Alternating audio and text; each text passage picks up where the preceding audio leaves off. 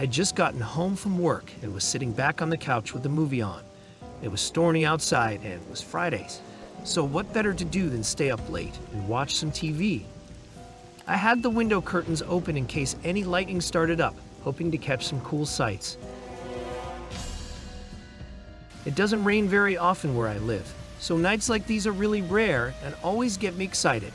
But as the night went on, and at just about midnight, I noticed something outside my window. Across the street, there was a man walking down the sidewalk. He had no hood or coat on and was completely soaked, but he walked up to one of the houses and onto their porch. I couldn't see too much through the rain and dark, but it looked like he was waiting for them to answer the door. After a minute, he walked down to the sidewalk again and continued further down the street. I couldn't see any further, but seeing that gave me an uneasy feeling. At this time of night and in this kind of weather, it just wasn't normal to be walking around and up to people's houses. I closed the curtains by the window just so that if he did come to my house, he wouldn't see me inside and expect me to answer the door. But only 15 minutes passed before there was a sound outside my house. Someone was walking up my driveway and up to my front door, but there was no knock or doorbell. I heard them moving around, walking across my porch and near one of the windows, then going back to the door. By now, I was really confused and wanted to look out the peephole, but was worried that they'd hear me. I waited, and after a minute, there were no more sounds. I quietly walked up to the door and looked. It was the man I'd seen earlier. He was still there, standing at the edge of my porch, looking at the door with a blank face. I watched him for a few seconds before I got really creeped out and backed away. It was now that I started to think calling the police would be worth it, especially if he was going around to other people's houses and doing the same thing. I turned to get my phone, and there was the sound of footsteps departing. I looked out again, and he was gone. After giving it some thought, I felt that this was still too creepy to not inform the police about. Whatever that man was doing was not normal. I called and let them know about it. They said they would send an officer to patrol the neighborhood and see if they can get the man to stop or explain what he was doing, but that was about all that could be done at the time. I thanked them, then hung up and checked out the door one more time before going back to the couch. The whole thing had really worn me out though, taking away the relaxing night and just making me exhausted. I shut everything off and went upstairs to get in bed. But as I got in and turned off the lights, a thump sounded from downstairs. I sat up, and then it came again. It was loud, like someone smashing something against the wall. I got up and ran to the top of the stairs, and now hearing it for the third time, I realized it was at the front door. Someone was hitting something against it, like they were trying to forcefully break it down. I walked down a few steps and looked over, seeing the door violently shake every time they hit it. It looked like they were just a few hits away from breaking it down. Now absolutely terrified, I locked myself in the bedroom and called the police again. The operator said that an officer was in the neighborhood and would be here in just a minute, but through their voice, I heard wood shatter and the door slamming against the ground. Footsteps quickly moved through the downstairs, going into every room without stopping. Then they began moving up the stairs, but were cut off by the officer pulling in and running up to the house.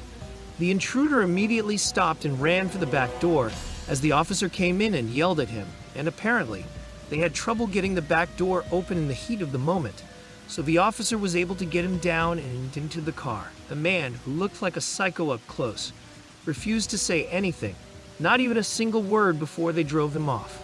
His intentions were clear though. He was carrying a heavy hammer and had a bunch of zip ties in his pocket. That doesn't exactly sound like a coincidence considering what he was doing.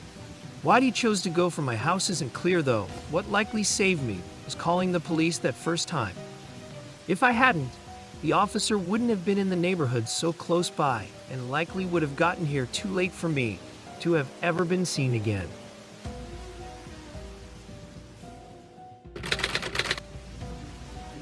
This happened last year. It was the beginning of spring, and we were going through a rainy month, where pretty much every day there was some kind of downpour, either light drizzling or full-on storms.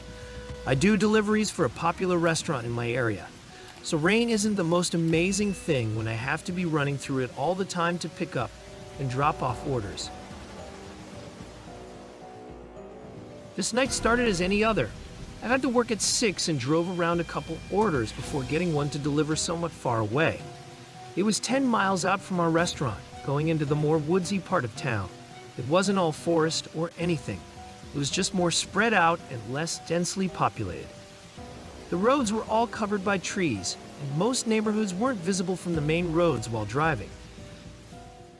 There was only one car behind me, not in a weird way, but that's just how empty the road was.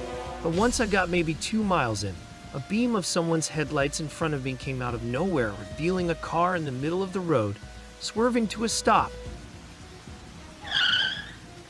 I slammed on my brakes as the car was now sideways, blocking the whole road. The guy behind me did the same, stopping so close to me that I was surprised we didn't collide. After the initial seconds of shock, I looked up at the car in the middle of the road. It was a beat-up-looking sedan, and they had their brights on still, making it too blinding to see who was in the car. I'd say that whoever was in there had to have been falling asleep at the wheel or just not paying attention, but they seemed to have intentionally left their headlights off until the last second when they swerved into the road. I didn't see where they came from. It was too dark, so I'm not sure if they were just driving down the road or if they came from the side of the road. The car behind me laid on their horn, clearly frustrated by whatever this was. I probably should have been more skeptical, but in the moment, when something crazy like this happens, it's hard to think straight. Either way though, the car behind me was too close for me to move back, and the car in front was blocking the whole way forward, so I couldn't go anywhere unless one of them moved first. After a while of the guy behind me honking, he stopped and got out of his car. I looked in the mirror, seeing a large man begin walking through the rain. He looked furious as he passed right by my car and walked up to the other. He stood at their window, angrily yelling at whoever was in there, but with the rain, I could barely hear what he was saying, and I couldn't hear anything at all of what the other person was saying, if they even were responding. I saw the man outside bang on the window a few times as he yelled, but then he suddenly stopped and went quiet. He slowly backed away from the window, then nervously walked back to his car. As he was getting in, the driver's side of the other car opened. A man stepped out wearing a thick hoodie that covered most of his face. I was now getting really freaked out and still had no way of leaving other than running out of my car and into the woods, which was probably a terrible idea, so I sat there and watched as the man quickly made his way up to the car behind me. Just as he got to the door, the car floored it backward. Their tires screeched as they slid against the pavement, losing control and sliding off the road.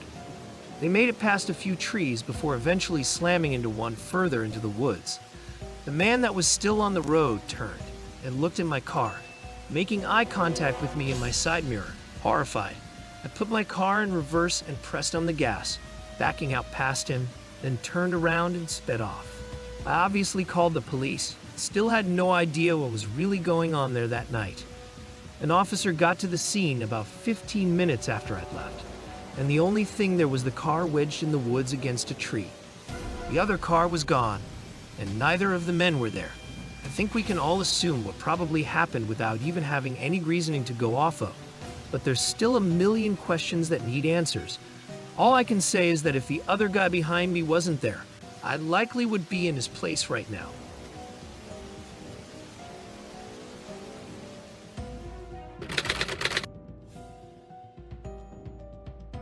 I work as a mechanic for a car shop in my town. It's a locally owned and run repair place that started up many years ago. The shop runs out of an old warehouse and has a bunch of broken down cars and pieces of cars sitting outside in what we refer to as the scrapyard. It's just the name we give it. Most of the scrapyard is just cars waiting for parts. Anyway, my job for the past 2 years has been to order and keep track of stock that goes in and out. And the best time to do this is when it isn't busy, so overnight. I guess I kind of doubled as a security guard too, because it wasn't uncommon for crazy people and teenagers to jump the fence and try to mess with or steal stuff from the scrapyard. On this night, I got into work at 8 o'clock, talking to my boss for a bit before he left. And then it was just me in the warehouse. It was raining outside, so inside the building, it was really noisy, but also calming in a way. I did my usual routine of going through the orders that the mechanics had sent in and checking what had been used during the day. There was nothing out of the ordinary, but two cars needed to order very specific parts, and for one of them, the mechanic didn't write down the model year, which sometimes can be really important. I got up from the desk and walked through the warehouse looking for this gray Nissan Versa so I could confirm what part to get. But as I got to the end of the warehouse, I still didn't see it. I sighed, knowing it had to be in the scrapyard, which of course was on the one day that it was raining out. I went back to my desk, and after a brief coffee break, I grabbed my jacket and flashlight and went to the back door. The rain seemed to have picked up since I was last outside, but in the distance, I could see the car I was looking for hiding between a few other vehicles. I stepped out into the rain and started walking over, turning on my flashlight. As I got about to the center of the scrapyard, though, a sudden movement from something in front of me made me stop in my tracks. It was at the edge of the light, and I wasn't exactly paying attention, but it looked like a person moving from behind one of the cars. The rain covered up any sound I would have heard, though, so I just stood there and held my flashlight up, waiting for any more movement. "Hello, I saw you already, just get out of here," I yelled, hoping it was just some kid messing around. I took a few steps closer to where I'd seen them and yelled again for them to leave the property. I didn't see anything, so I moved closer and started to look around the whole area. But whoever was there must have left already. Honestly, I was relieved that I didn't have to call the cops or do anything drastic. I quickly walked over to the Nissan, got the model year, then jogged back to the warehouse and went inside. I took off my jacket and sat back at the desk, filling out the rest of the info and sending through the order. I was there for another half hour filling out more of the order requests. Then I had to do the stock counting in the actual warehouse part of the building. By then it was probably 1 a.m. I walked along the shelves and checked what everyday products and parts had been used up.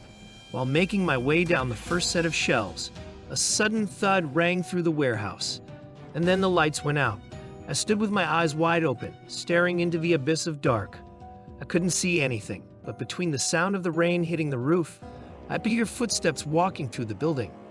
I stared in the direction of where the sound was coming from and could immediately tell that they were coming toward me. I didn't know what to do at this point. I was sure that whoever was in here had shut off the power, but why they were here, I didn't know, and without light, I couldn't even run away. All I could do was listen to their footsteps grow louder as I stared into the pitch black, hoping they didn't know where I was. They were only about 10 feet away when I heard them stop. After a moment, I heard a box open and things being shifted around before the footsteps began going away. I was holding my breath the whole time, and after 30 seconds, it was completely silent. I waited for a few minutes before finally taking my phone out and calling 911, then using the flashlight on it to move toward the breaker room and flipping the power switch back on. Looking through the warehouse with the police, all that was left were the wet shoe prints going through the building and out the back door. It seemed like the person that was out in the scrapyard had probably slipped in while I was outside, and the door was still unlocked. They obviously stole a bunch of gear from our warehouse. Even though they likely didn't have the intent to hurt me, who knows what could have happened if they knew I was standing only a few feet from them. Without me ever getting a look at them, there's a chance that they came fully armed and willing to do anything.